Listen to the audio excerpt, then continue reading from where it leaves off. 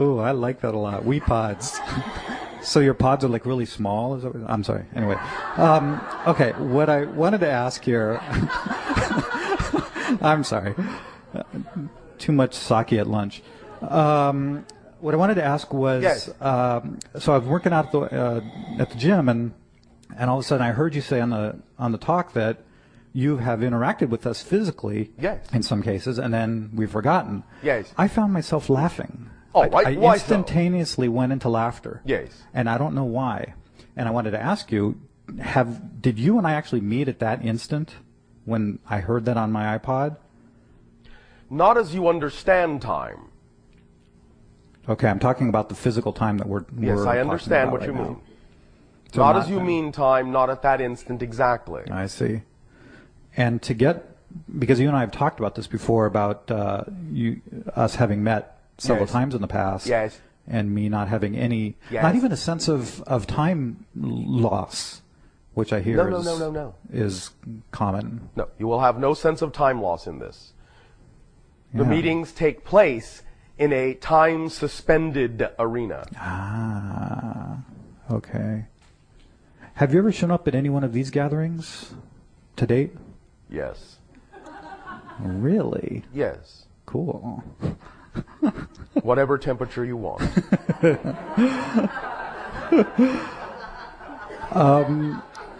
Several years ago, I was actually talking with April, and she mentioned that you actually initially talked to us probably 10, 20 years ago about 3 laws, not 4 laws, and you have since discovered a 4th law. Yes. Did I get that right? We understood the 4 laws, but it wasn't ready to be applied to our conversations. I see. So you had known about it, but Yes. it was only appropriate to talk about the first Yes. 3 or whatever the 3 were. Yes. We had I to see. establish a baseline before we went into the idea of altering that. I understand.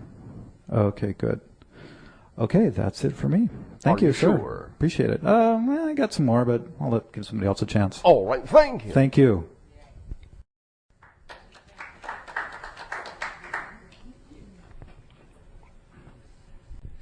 Hi, Bashar. Any of you good day?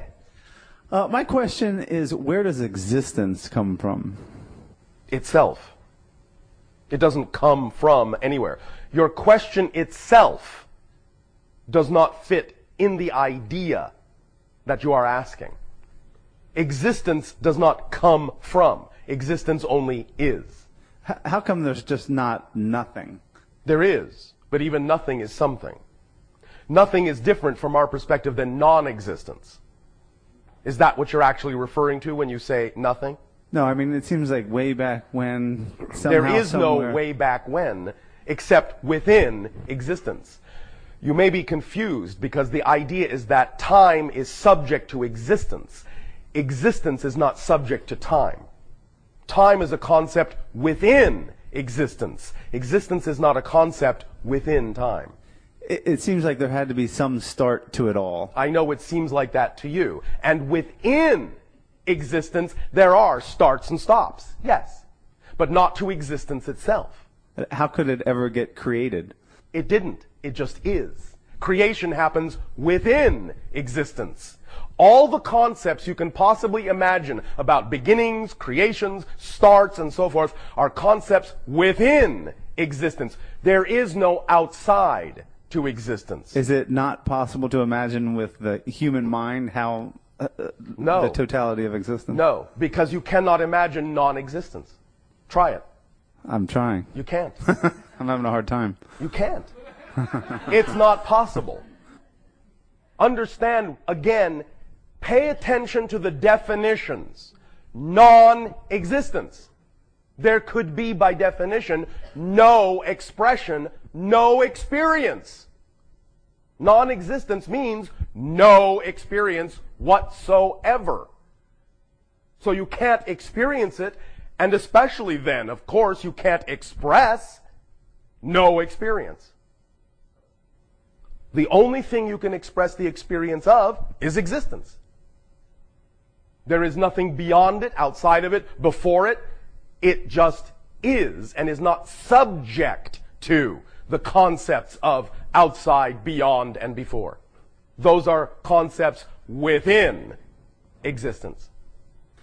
So is existence growing and evolving itself? In a sense, within itself, but not as itself. I don't understand. I know. Existence is. It is all that is already. But within itself, it can have the experience of growing and expanding and learning and becoming more and more and more infinitely. Nevertheless, even though it's having that experience within itself, it itself is unchanging. Because it simply is. Wow. Does that make sense? Not entirely. I know. But that's all right. Okay. I do have a second question. Yes. Just curious, what is an average day for you like? Like, what do you do all day?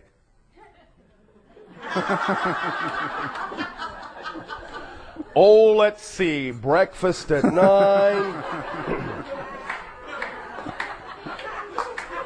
How do you organize your days, or how do you... Synchronistically. We don't organize, we don't plan. What might an average day look like? I'm getting there.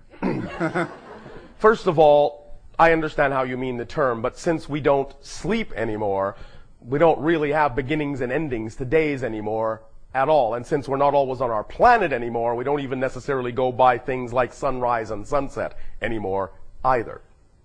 However, the idea of the so-called average day for me might be that I will be in contact with several different civilizations, establishing rapport and communications to allow for the continuation of relationships or even the beginning of them.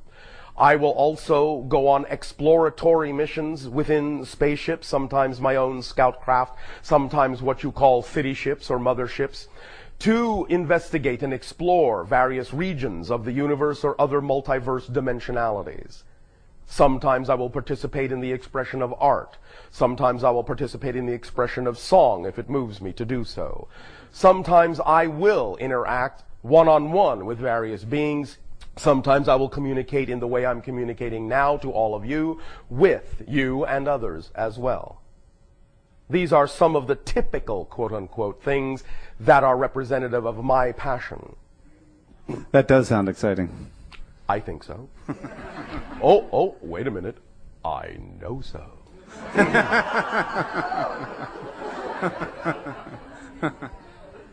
There will be a little bit more of an extension of this idea when we get into our story after your next break. Thank you. Thank you.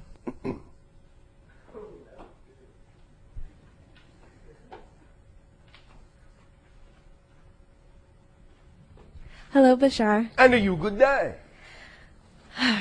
Okay, so I have a question for you that I've been trying to figure out how I want to ask it, so I'm just going to ask as I do. Yes. When I was very little, in my understanding of time in this space, in this body now, Yes. I remember an encounter that I had with about 3 or 5 beings, and they lifted me up Yes. to the point of levitation, Yes. and they danced with me Yes. and spun me. Yes. And I looked down and was very cognizant of the fact that I was not standing on the ground anymore. Yes. And we were laughing, and it was really joyful and really fun. And very soon, it became really fast and really intense. Yes. And the beings began to crush me. Crush in what sense? In the sense that their grip was so tight that it hurt me. All right. Physically. All right. And I asked them to stop. Yes. Because they were hurting me, and Yes. they didn't. Yes. And they kept going. Yes. And in that instant, it was as if I knew that I was choosing to be open Yes. and to experience unconditional love Yes. and joy. However, I was so fearful that it was my beginning of my definition of what darkness was. All right. And my inability to express and be respected regarding what was true for me. All right. They did not intend to hurt you. And on whatever level they are capable of expressing it, they would apologize. However, what you didn't understand at that point is that you were being shifted interdimensionally in a certain way. The rate of acceleration was very great. in terms of that dimensional shift. They had to hold you very tightly so they wouldn't lose you. You understand? I think so. They simply had to hold on to you. They understood it may have caused discomfort, but it would have caused far more discomfort had they let go or even loosened their grip. I understand that. So, it wasn't intentional, but it was simply a side effect of experiencing a greater acceleration than anyone anticipated. And they simply had to hold on to you for your dear life, or you would have been lost. So they apologize. It wasn't their intention to harm. Thank you. All right? So my question in addition to that is, Yes. for the majority of my time in this body, in this life Yes. that I've chosen, I feel as if I've chosen to absorb. Absorb what? When I walk into rooms, I just feel like I absorb energy and Yes. people and thoughts and emotion, and Yes. I almost lose sense of what my true self is and what my true experience But is. what do you want to do with that absorption? How do you want to apply it? How do you want to express it creatively in your life? I don't know. All right, well, you can take some time and figure that out. Okay. Because the absorption is important, but the expression is also important. You see, you are a transformer. So absorbing energy is one thing, but you transform it through yourself and then express it in a way that's unique to you and add your own energy to the mix. Add your own expression, your own creativity to the mix by following your passion. Does that help? Somewhat, yeah. Anywhere else you would like to take this? Is there anything you have to offer more? Is there any way you would specifically like to express your passion that you're not doing? As a guide In what sense? to myself and to others. How? Specifically, how? Through what methodology? Through what expression? Through what behavior? Channeling. In what way? There are many forms of channeling. I haven't decided which one. There is not one that stands out as more exciting to you than any other? Movement in water. All right. Then why don't you begin by exploring that without expectation and see where it leads? All right? Okay, thank Have you. fun. Thank you.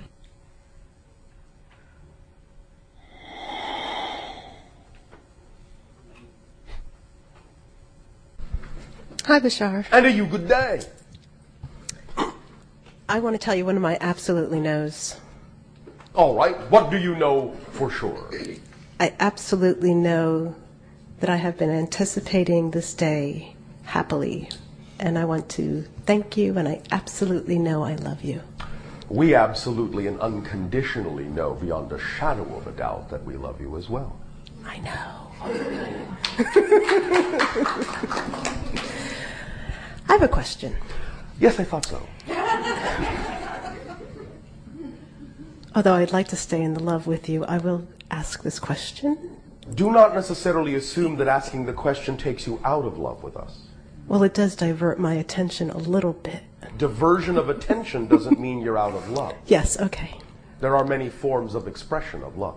I do now know this. Thank you.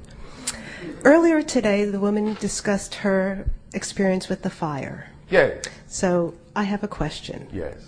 One frame, she is watching on TV the hillside close to her home that is burning. Yes. Gets some guidance, Yes. shifts her attention, Yes. and now is in another reality. Yes, so to speak. What happens to the what I'm having trouble with is understanding what happens to the consciousness that was in the reality that where it does burn. It's still there. Is that not part of her? Yes, it's part of the Oversoul. Not part of her, part of the Oversoul in the way you mean it. Yes, and I guess somewhere I have this idea that we're supposed to be integrative, so we have all of that. So I don't really understand how we shift our focus from, do you know what I'm... Sometimes different realities in and of themselves, by definition, represent an integrated state. Okay. So it's not that you have to still have the attributes of the you in the other reality to assume you are integrated. It's that shifting to a more integrated reality can be represented in and of itself by a particular version of you. Does that make sense? Yes, I guess I still have this idea, and maybe I can't understand it Yes. from... Is there still a consciousness alive in the place that burns? Yes, of course. Is that not part of her? It is not part of her. Okay. It's part of the Oversoul that gives life to them both. So who is this part that chooses the focus? The Oversoul. So the Oversoul chooses to have conscious focus awareness somewhere and not put its attention otherwhere, but it still has... Its attention is everywhere. Okay.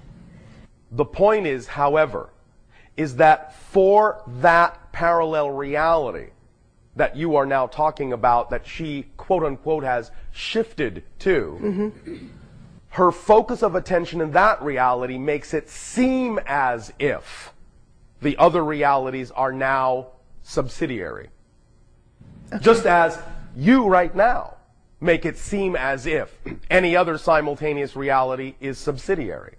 It doesn't mean that there isn't consciousness in all the other versions of you simultaneously. But for you right now in this reality, the definition of you in this reality makes the other reality seem subsidiary. So the definition of her in the reality makes the other ones seem subsidiary. When we talk about the idea of shifting, that is also to some degree an analogy. Okay. Because you all exist everywhere at once. So really, if you want me to be very precise, Please. No real shift has actually occurred per se. It's just that the Oversoul is now choosing, in a sense, to allow that aspect of itself to have an experience that makes it seem as if all other subsidiary selves are in fact not really directly involved anymore.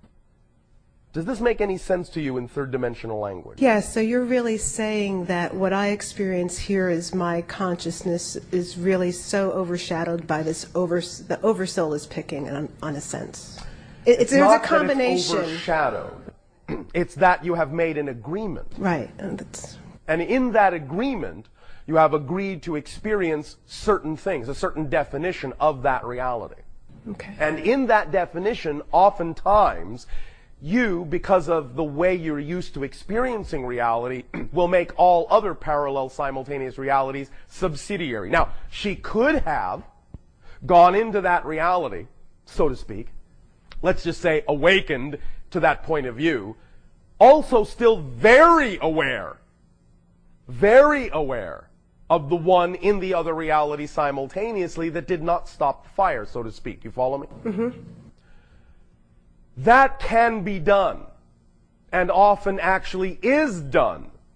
But because of the way your people have been taught to think about consciousness, often when that's done, you call them crazy and insane or multiple personality disorders. You follow me? Mm-hmm. It's not that you can't be simultaneously aware of more than one reality. It's just that you haven't practiced learning how to integrate them in a way, most of you, that allows you to make sense of that multiple awareness in each of the realities constructively. Those of you that can do that are not labeled insane, you're labeled genius. Does that make sense? Mm-hmm. Or savants. Does that make sense? Mm-hmm. Does this answer the question? Yes, I have an additional question. All right. You've referenced the Oversoul. Oversoul. Let's say in this time and space of my life, Yes. are there other pieces of my Oversoul that I am interacting with here physically? Simultaneous co-incarnations? Yes. Yes. Thank you. Thank you.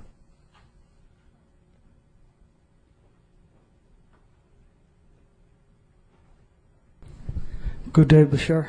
And to you, good day. I would like to start with mathematics. Mathematics.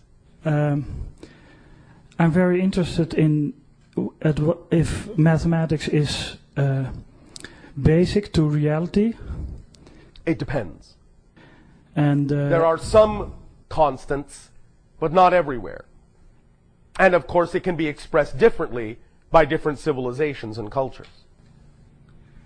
The same mathematics can be expressed differently. Of course. For example, what you call in your quantum physics formulas or equations using mathematical symbols that express the idea known as the uncertainty principle, or such similar concepts, might be expressed in our civilization simply by a geometric form, rather than an equation of symbols.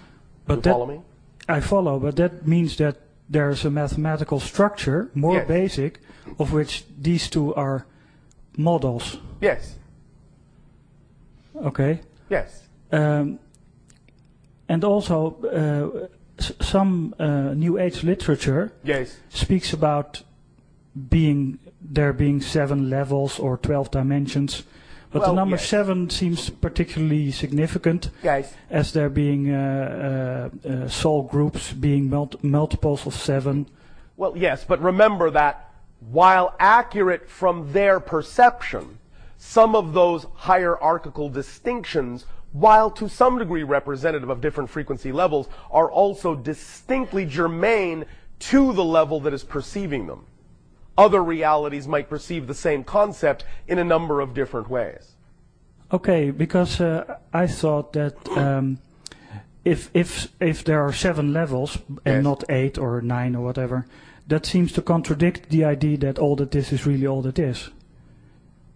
Again, the idea of 7 levels, as I said, is an arbitrary distinction being made from your reality. It's the way your reality needs to interpret the concept of infinity for itself in a certain way. From the level of all that is, it doesn't necessarily see itself as being separated into 7 levels. But it understands that from the Earth perspective, 7 levels makes the most sense based on the frequencies and the juxtaposition of geometries and mathematics of energy as you need to express the concept of shifting frequencies. Okay, but it also seems that there is a basic physics to reality, to energy, to consciousness, and that seems to imply that because of the nature of energy, some things are possible and some things are not possible. Some things are possible or not possible within any localized reality. But anything you can imagine exists somewhere within infinity, or you could not imagine it. Okay, but it means that if I can imagine it, then it exists. It exists somewhere. It may not be pertinent to your local reality. I understand, but my imagination can be limited because Yes. I Your am limited. imagination may be limited, but anything you are capable of imagining exists. I'm not saying you can imagine everything that is, but I'm saying everything you do imagine does exist somewhere. Okay, but I can imagine that all that is all that it can be, but Yes. not all that. All that it can be seems to be, well, maybe it cannot be everything. So maybe it's limited because it's nature. All right, but what you have simply now done is imagined a limited all that is within an infinite one. You see, you have created a localized representation within an infinite one. Okay. That's what you've done with your imagination. Yes, of course, you can imagine a limited all that is. And that exists within the infinite one. Okay. Does it also mean that there's no limit to how good you can feel? Well, that is a relatively subjective thing. You could say that there might be various ways in which people interpret the concept of feeling good. That's right, yeah. So it would depend on a case-by-case basis as to what that individual might mean by, I feel good. In a sense, there is no limit, pragmatically, to how good you can feel. But there might be certain states of being that you might imagine would be ecstatic states that may not actually be capable of being experienced by your neurological system. Okay, that keys into the next question is that I understand everything is equally valuable. Yes. So the ant is equally valuable as all that is. Yes. But the localized consciousness Yes. is limited. So it cannot, for instance, choose to experience ecstasy or something like that. Yes, it can. Okay. Within its own framework, to whatever degree it is capable of experiencing something, it is free to choose to experience that thing. I understand, but with the concept of the oversoul, Yes. it seems as if that's the way, that's the life you want. The oversoul experiences everything, and the Now aspect. you are making a value judgment. When you say it seems that that's the life you want, you are devaluing the fact that you chose to have this life. Well, not in an absolute value sense as that it has value, but in a sense that it is preferable. What I am saying is, the reason you chose the life you're living is because at the time you made that choice, this was preferable too. You just don't remember. It's equal in preference to the Oversoul's existence. And from that level, you knew that. Right now, you don't know that. Thank you very, very much. Thank you.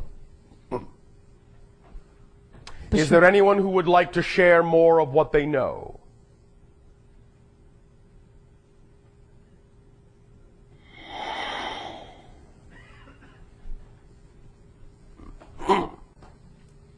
Hi, Bashar. And to you, good day.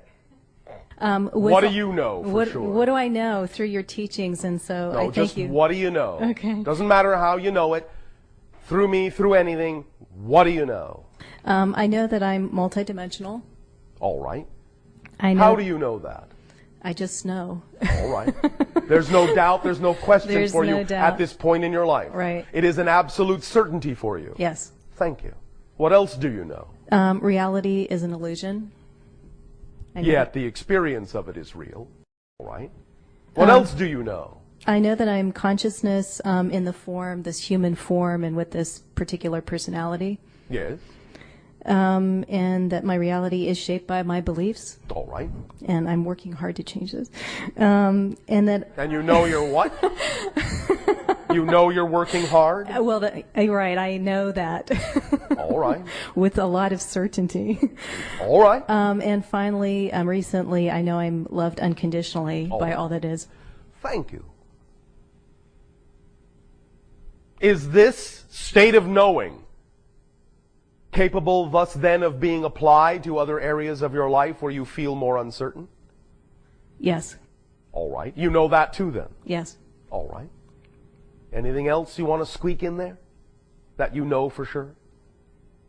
Not that I can think of right now. All right.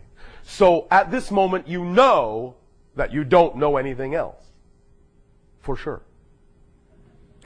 Correct? That's correct. So that's something else you know. Yes. Thank you. Let's be thorough after all. Okay. Is there something you wish to share? In terms of questions? If you wish. Oh, okay. Yes, first of all, I did also want to thank you, of course, for the interaction, send you infinite love, and that every moment spent with you, each and every moment, is a pleasure. With you all as well. Yes. Or we wouldn't do it. Thank you. I also wanted to first share that the impact of what you presented earlier in terms of the I am message. Yes. Because not only did it help with the knowingness, but Yes. it helped me to realize the importance of the energy behind words and phrases and symbols and sound and whatnot. All right. It really. Thank you. All of you together, I am. I am. Just a reminder of how simple it is to be in a knowing state. And it's interesting because there was a time when I couldn't say those words. I was a little hesitant and maybe even a little fearful, like Yes. as if I didn't want to reach that point. So, Yes. okay. I think these are two quick questions. Going back to the analogy that you used about the matrix of now moments. Yes. I really love that analogy because I tend to think of it in that way. Oh, all right. So I kind of envision that there's this matrix and, there's all the possibilities. Yes. And just as an example, I'm preparing for an interview for a job. Yes. And say that in that matrix, there's a particular path, that I've been moving along. And there's going to be one of those moments that's the interview. Yes. And whatever energy I bring into that particular moment, Yes. My question is, since I'm interacting with another consciousness, So to speak. okay, well that's part of it too, because if we're all one, I'm trying to figure this out. Remember, it's this and that, not this or that. You are interacting with another consciousness, and you're also interacting with your own only. Okay. Because any other consciousness you interact with, you still have to create your version of in your reality in order to perceive it. Right. So in other words, is it saying that we can kind of pick and choose literally the reality that we want to have, so I can pick that now moment that I want to have in the time of the interview? Gosh, I guess so. I guess that's what we've been saying for, 24 of your years. Okay. Yes. Okay. Choose. Yes. Choose. Without expectation. But now, why do you say that? Because we understand that the mechanisms of your personality will often think, I can choose for this to come out exactly this way with this outcome, this consequence, this result. Mm-hmm. Not understanding that the moment you do that, often what you're doing is actually limiting yourself, judging yourself, shutting the doors to the way in which the manifestation could actually occur in a greater form than you ever imagined. Okay. So go into the moment, being the moment, because that's the moment you want to be, not because of what you think that moment will get you. Okay. Because when you do that, you are doing what? You are conditionalizing infinity. You are putting conditions on infinity. Saying, I only want it to come out this way. If it doesn't come out this way, my life's not working. Okay. And then you take yourself out of the state. The only purpose for being in the state you prefer to be in is to be in the state you prefer to be in. Okay. Circumstances don't matter. Only your state of being matters. Very good. Does that help? It certainly does. Thank you. Thank you. And one last question. Yes. This refers to what I'm going to call for the moment the back end part of the mechanism for physical healing. The back end part of the mechanism. The front end is, recently you described permission slips, and so I understand what you were saying there, and say that a person wants to do some physical healing, and they could either choose perhaps an allopathic form or a holistic form, say detoxification, or even energy healing, and this is the reason why I lead to this question. So the person's frequency, their belief system, will determine which option they choose. And then you were also describing that it's really, all those methods are valid, but it's the power that we put behind, our belief and the method that we choose that actually generates the healing. Did I understand that correctly? The idea is that you give off a frequency. Others that are attracted to you pick up on that frequency. Mm-hmm. They can then decide that if that frequency matches the idea of their perfect ideal state of health, if they then choose to match that frequency, that's what they will experience. Okay. But you are putting out a frequency to allow them to use it however they wish. Mm-hmm. If for some reason it serves everyone that you would attract a person who adamantly believes they cannot be healed by anyone, and they expose themselves to your frequency and are not healed, they do not heal themselves, then they get to say, see, I proved it. My belief stands. And you have helped them reinforce a belief that they have chosen to hold on to by them not allowing themselves to be healed. So you have still served them. Does that make sense? Yes, I do understand that. That's also why you don't need to have expectation. Because you don't necessarily need to know what anyone else's agenda is in coming to you. They may come to you to reinforce a belief they simply don't want to give up. But you've still helped them by helping them do what they want to do. Now, that may not happen in the majority of cases, but you have to allow for it because that's valid for them. Make sense? Yes. Now, what I was referring to is like kind of like the back end of the mechanism. Yes. Like with energy healing, if a person believes that that will heal them, Yes. and it truly does. What my question is, from that belief Yes. to our physical body, which has its own consciousness, Yes.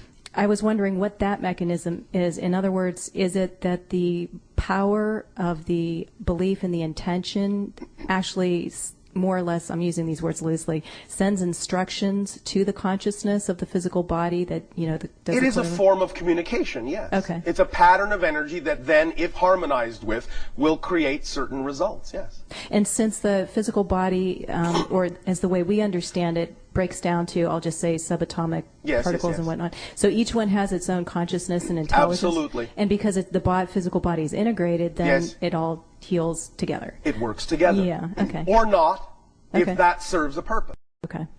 Now, with regard to, again, the belief system in healing, do you understand that even in what you call your allopathic medicinal methodologies, the most powerful form of healing known is the placebo?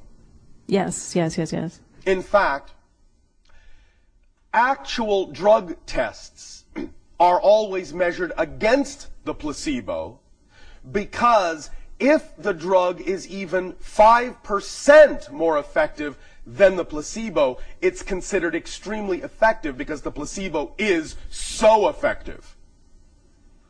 Mm-hmm. Do you understand? Yes, yes. The belief system of the person is the most effective thing, and your medical doctors know that. And that's why in doing their drug testing, because the placebo effect is actually responsible for such a high percentage of healing, even if the drug is a little bit better, that's the only criteria they need to say the drug is effective, because if it's no better than the placebo, it's not effective. Right. Because the placebo is so effective. The belief system is so much more effective. Make sense? Oh, yeah, yeah. All right. Thank you so much. Thank you. Much love to you. And you as well. All of you take a deep breath. Relax, relax. Take another deep breath. Relax, relax. And one more time. Deep breath in. Hold it. Hold it. Hold it. Don't let it out. Hold it until you know that if you don't let it out, you're going to pass out. Hold it. Hold it. Oh, all right, let it out. Doesn't that feel good? Why does that feel so good? Not just the oxygen. You're centering yourselves, but also you're letting go. Letting go of a state you know will not serve you. So the idea of entering the state of knowingness will feel like a great sigh of release, because you know that any other state other than that is not the ideal state that serves you. It is not your natural state. It is not the state of your true self. It has been said in your literature, know thyself. This is why. What it simply means is take yourself to a place of knowingness. For in that state, not only will you know yourself, not only will you see more clearly all the things, not only will you discern more clearly all the things that are you, but more clearly all the things that are not you.